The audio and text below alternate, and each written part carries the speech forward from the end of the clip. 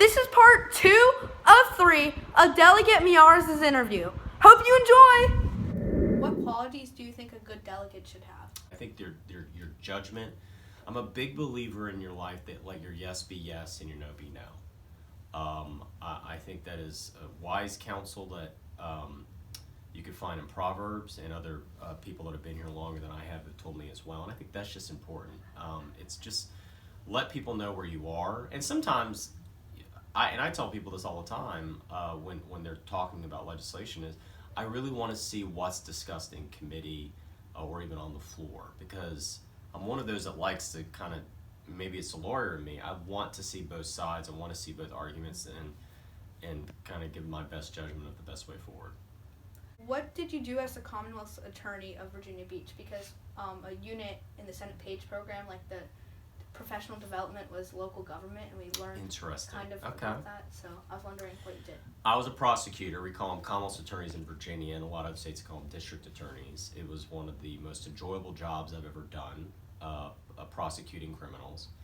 As a result, it gives you a unique perspective. You develop an enormous amount of empathy for the victims of crime. So it's one thing I think sometimes when we're talking about criminal justice reform, sometimes we're missing that part of the equation, is that kind of impact that can happen for victims can stay with them the rest of their lives. So, we used to say in the Commonwealth's Attorney's Office that we were the only thing between jail and a catch and release program. So when I was there, Harvey Bryant was the Commonwealth's Attorney for Virginia Beach. He's since retired. Colin Stolley, who's a good friend and doing a great job, is the current Commonwealth's Attorney. But, when you're a prosecutor, you average anywhere between 50 to 70 felonies at one time. And so you have a very heavy caseload, and these are kind of the unsung heroes that oftentimes you don't hear about. But, the cops arrest them, and then it's our job to get them guilty beyond a reasonable doubt in front of either a jury or their peers or in front of the judge. And it was a very enjoyable job. I probably would still be doing that job if it wasn't a good friend, Scott Ridgell, decided to ask me to help him get elected to Congress, and I left there to do that. But it was a great job, and I tell anybody who's a young attorney, consider being a prosecutor, even if it's only a couple years, because you will learn enormously about our criminal justice system, but it'll be one of the most satisfying endeavors you'll ever do. How long were you the Commonwealth? I was there for 2 years. 2 years? It was 7, 08, and 9, and 09, yeah. How did JMU prepare you to be a legislator?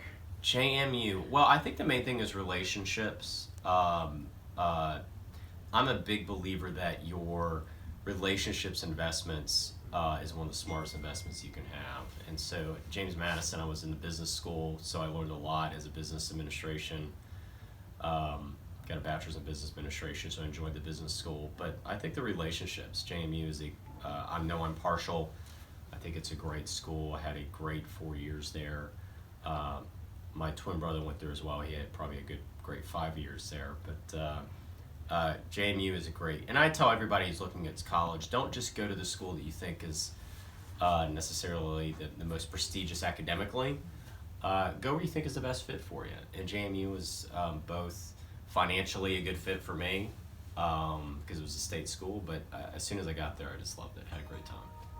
We talked with a bunch of colleges on Monday. Yeah. And JMU was there. Oh, they did. Hopefully they presented themselves well. They did. Well, let me ask you a question. What do you want to, has the Page program been good for you? Have you enjoyed your time? Yes, sir. Okay.